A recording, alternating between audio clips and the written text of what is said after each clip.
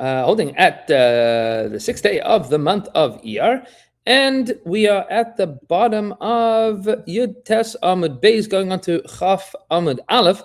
We are 2 words from the end of the second to last line, where the Gemara is continuing the discussion of people finding meat in random places and whether or not it is permissible to eat under various circumstances. Says the Gemara right at the bottom of the Amud, second to last line, Rav Nachaz L'Tama. Rav went there, down there, meaning to Bavel.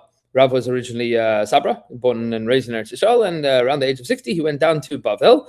And when he got there, he saw Chamsun Mekilin v'Chamar Aleim. He saw that they were very mekel on found meat.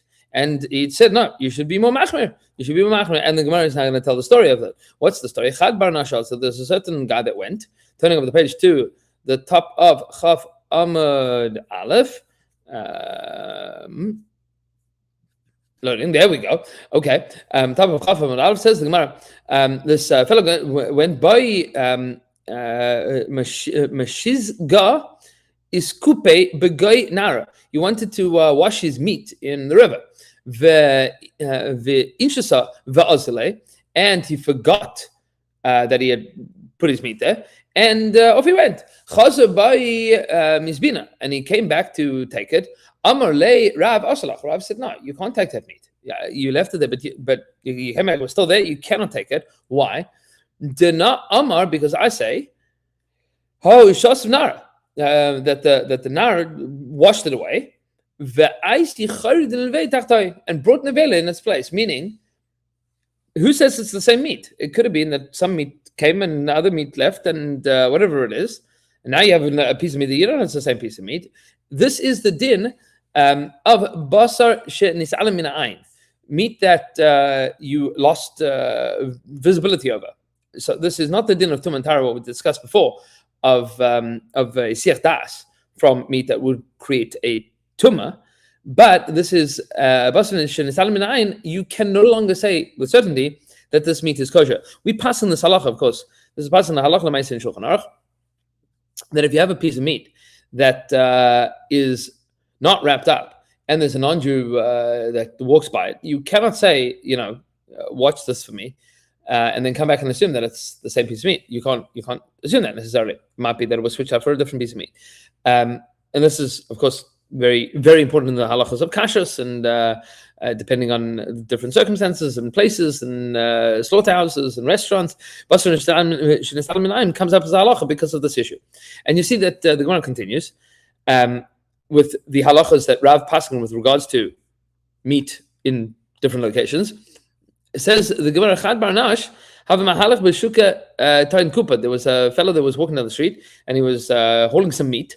And a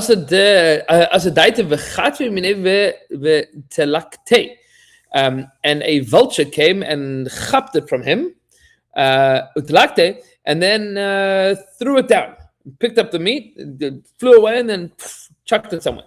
So the guy ran, found this piece of meat. He wanted to get it. Amar le Rav Asalach. Rav said, no, you can't have that. Why? Who says that the vulture wasn't in his talons, was not holding another piece of meat, and he chapped yours because it looked better, and he threw down the nevela. You don't know what else was going on here. And he put down another piece of meat for you, meaning he took your meat and gave you another piece. And the Gemara now details another Maseches, similar Maseches. Ginai Shataf Zikin, the Ginai River, which the river in Bavel, washed some zikin. Zikin are wine skins, leather sacks that they would fill with wine. That was bottles, meaning, and in the context of this is kosher wine. And the Ginai River washed up these wine skins that they assumed was kosher wine, but they don't know. And this came in front of Rabbi Yitzchak, the son of Rabbi Elazar. Va'amar yechmun shapatya kitra. You have to check if the people that pour the wine can recognize their knots. These are tied up at the top. Is this a simon, effectively? Meaning, is there some kind of heker? This is questioning, is there a hechsha, effectively? Can you tell with certainty that this wasn't tampered with, and that the people that usually fill these kinds of wineskins, that their knots, the way that they tie the knots, that is on these bottles of wine, effectively. And the Gemara tells another story. Nikunika, ishkach beknishta de buli. There was a nikunika, which is some kind of wine flask, was found in the shul, the big knishta of a place called Buli. Also, and this whole story came in front of Rabbi Yirmiyah. Amari says, "Yis chakmun sakaraya avid son." Those chavra that painted. This seems to be the seal at the top of it was painted. You have this with like wax seal at the top of bottles today. So let the people that sealed with, or that dye it, that color it, let them come and check their avoda, their avidaton, and see if they can find, does this look like their work? If it looks like their work, then you can assume that it is. That would be a good enough heker. That would be a good enough hechsher. And then the Gemara says, and it's hard for us to imagine such a story, but obviously this was something that happened fair enough, often enough, in the days of Chazal.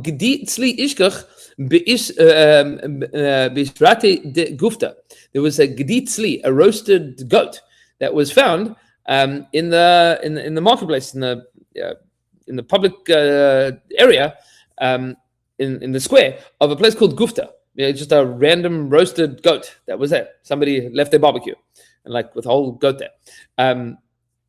So this is not something that people normatively find today, but in the days of Chazal, that's what people cook. That's what's happening. It says the Gemara, "V'hitru mishum shnei dvarim," and the Rabbanan had two shilas about it. They were matter both of them.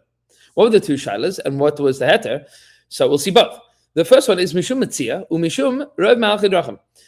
The first one was allowed because it's a metzia. It was a found item. And the other question is, can you eat it? Meaning, can you keep it ownership-wise? And can you eat it kashrus-wise? You have two separate shilas. The first one, mishum tzia, it was found. And therefore, since it was found, we'll detail that in a moment, they could keep it. And mishum rov malchei drachim, because this is a place of question of who are the majority of travelers there, there was mutter for them to eat. Now the Gemara is going to explain. Mishum metzia, the Tani, they allowed you to eat it, the person that found to eat it, because it's a metzia. As the Tani says, hamatzah miyada or miyada gaya, so if somebody rescues some food from a lion or from a soldier, meaning a Roman soldier, from like one of these legionnaires, mishunas hayam, mishunas hanar, or from waves of the sea or waves of the river, from a big highway or a big plaza, all of these items belong to the finder because the owners for sure gave up hope on it. This is called Yush Midas, meaning they assume if it was washed away, Shat for Nar, the famous case at the beginning of Elevatzias, this is the case that you would not assume that the owner had any hope of ever getting it back, and therefore in all of these cases, mitzvah. So it was mutter because of mitzvah. So they looked at the Brisa. The Brisa says, "Harei elu shalai." These things belong to him. One of them is an item that has no identifiable marks. Somebody left a hot dog on a bench in the park. You can assume that they don't think that they're getting it back. Translation: hot dog is a roasted goat. Then the Gemara says, but how do you know that it's kosher? You wouldn't randomly pick up a hot dog on a park bench and sack and eat it. It says the Gemara, they allowed the person to find it, they found it, to eat it because of a din of roiv mehal chedrachim. Who are the majority of travelers here? Meaning, who are the people that are walking by here, and they pass on that it is mostly Jews. What was the concern? Mishum shchitas nachri. Do we assume that some non-Jew shechted something nearby, and then this is his? Says the Gemara, no. Mishum rav me'achad drachim. That's the heter. Mishum shchitas nachri. That was the shaila. Says the Gemara, "V'ishtakach min the Beis Rebbe." And then they found out that the end of the story is they found out that actually this came from the house of Rebbe, meaning it had been shechted by the family of Rebbe. They whatever it was, they were traveling, they had a barbecue, and then they forgot this roasted goat on the side of the road. It turned out it was 100% kosher, and it was mutter for them to keep because it was not something that anybody expected to get back. Then the Gemara says, we've spoken about fleishik enough. Let's talk about milchiks. Igul de guvna. Somebody found a round of cheese. That's an eagle, like one of those big. What's a wheel of cheddar, a wheel of parmesan, whatever it is. Round of cheese was found in Levi's pundak in his inn. And the Rabbanan said, whoever found it can keep it. Why? Because the two questions and two answers. One is the din of Metzia, it's found, and because of Reb Malchadachim, who are the people that are usually frequenting this location. Mishum Metzia the Tani, and to explain, they said that whoever found it can keep it because it's a found object, and we learned in that price. Same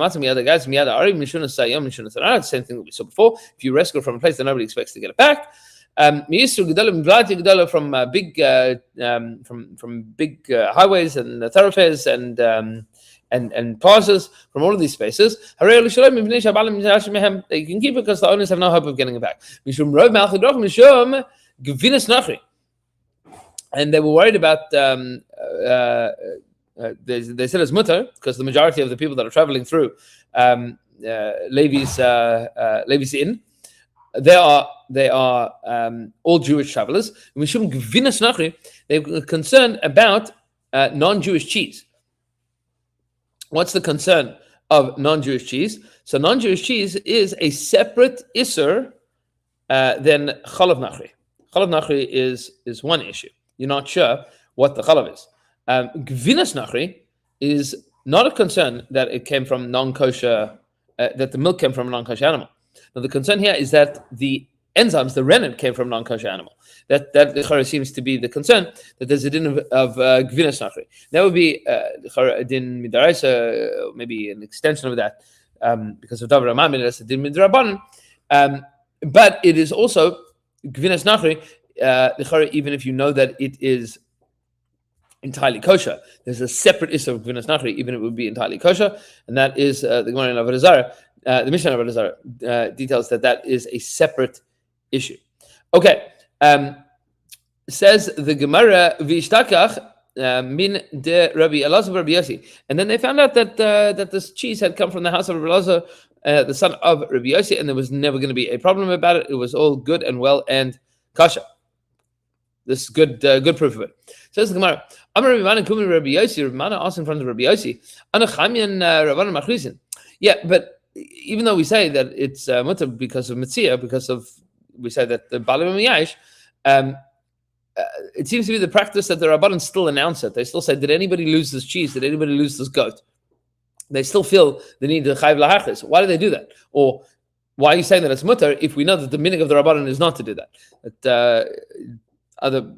Meaning, are we challenging the halacha based on what we know is the practice, or we're saying like, why are you passing like that when we know that the minhag is to be more machmer? Says the Gemara.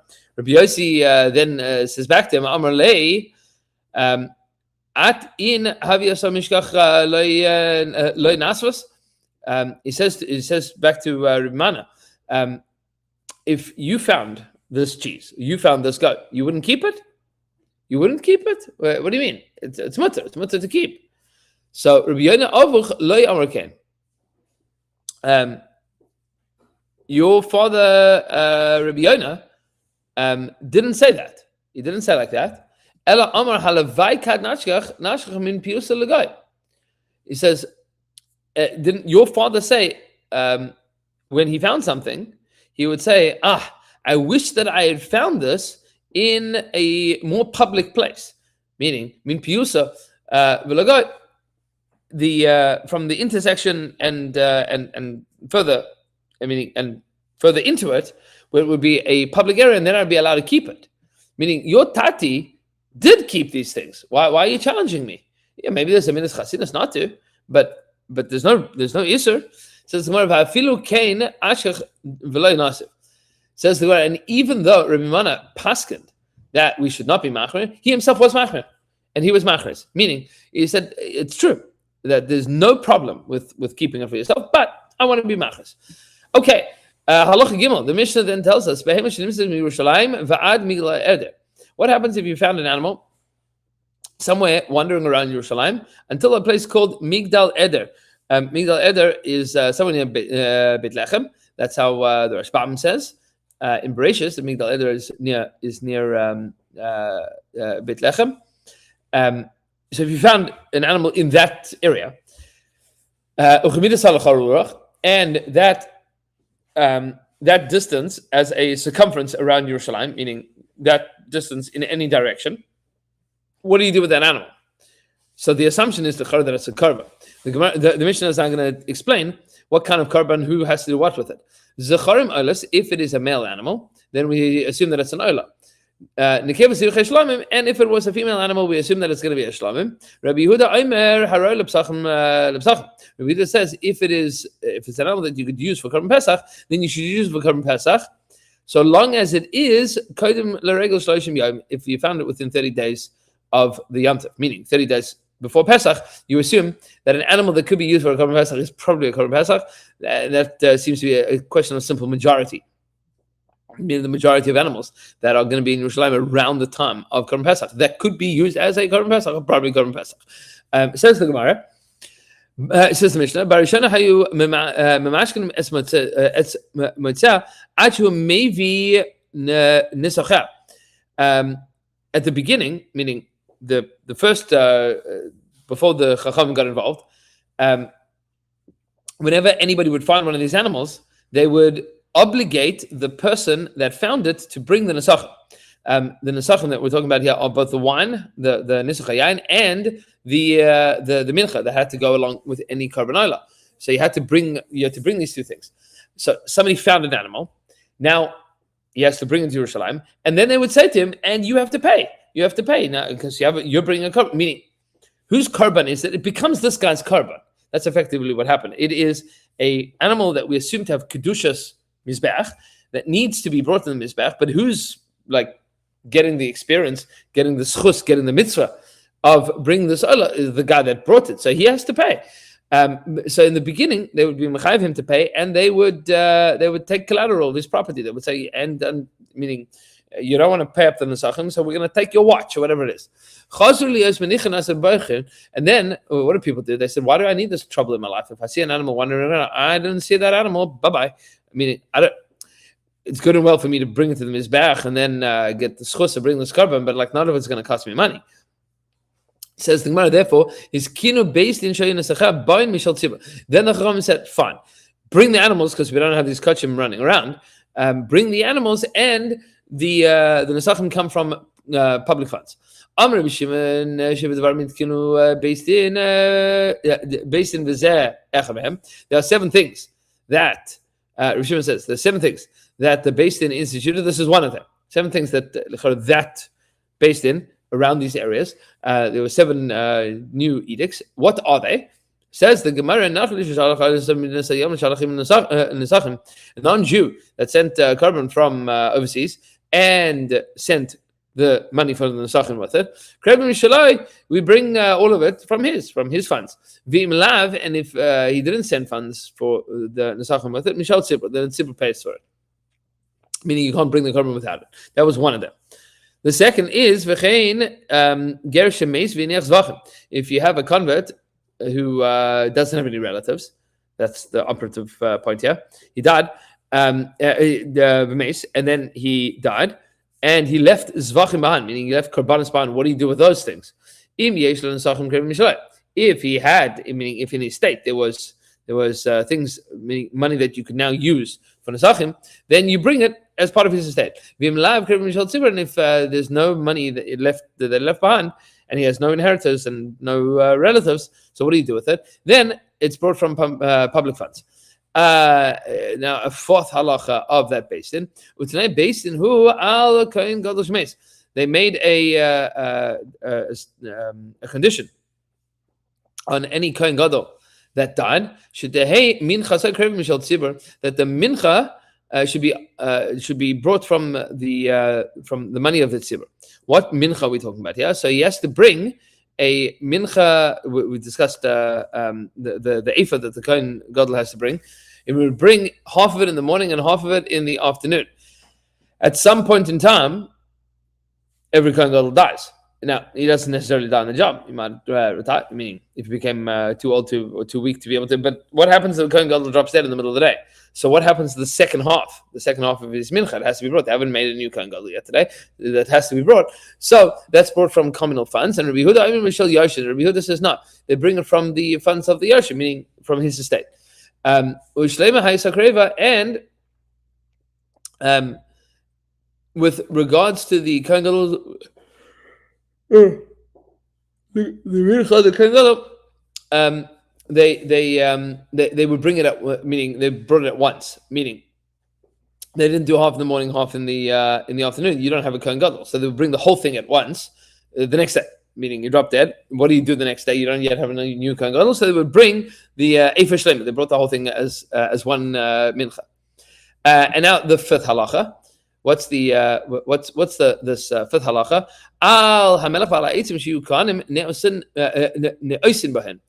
They made a halacha that the salt and the wood that the kohanim that exists in the Beis Hamikdash, the kohanim are allowed to get benefit from it. Now, usually that would be an issur of me'ilah, but the once you put melach, once you put salt on the pieces of the carbon that go onto the mizbeach, and you have wood that is going to burn those pots of the animals that are going to be put on the mizbeach, and you cannot use it for anything else at that point in time. It goes on the mizbeach.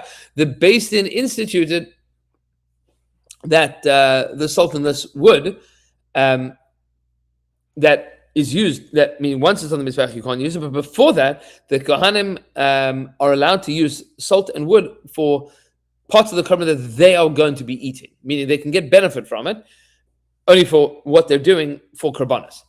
And the sixth halacha v'ala para sheloi yehu malim be'afara.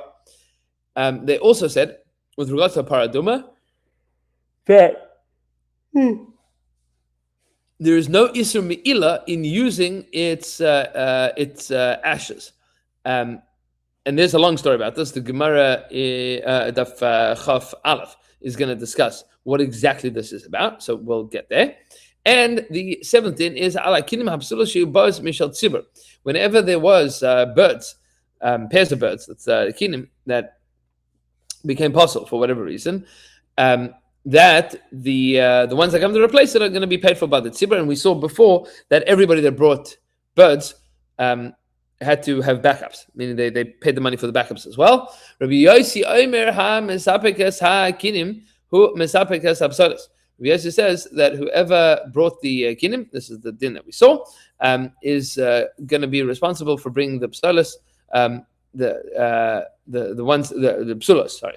Not psolos, but psulos, those that are possible as well. And by Hashem, we will continue with the Gemara at the bottom of Chaf Amud Aleph tomorrow. And everybody should have a wonderful evening and a beautiful Erev Shabbos tomorrow.